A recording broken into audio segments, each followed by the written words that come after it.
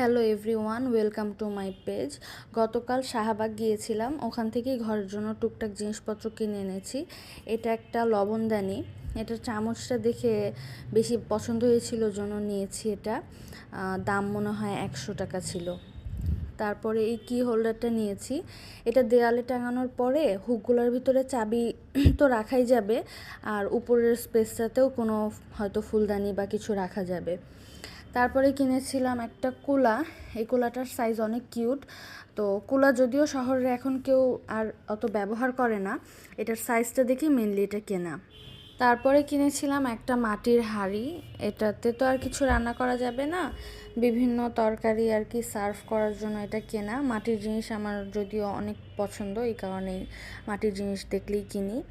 তারপরে দেখাচ্ছি একটা মশলাদানি। এই মশলাদানিটা শাহবাগ থেকে নেওয়া হয়নি, এটা আমার ফুপা আমাকে গিফট করেছিল, ইন্ডিয়া থেকে আনা এটা। তো খুবই সুন্দর। তো আজকের জন্য এতটুকুই, ধন্যবাদ সবাইকে।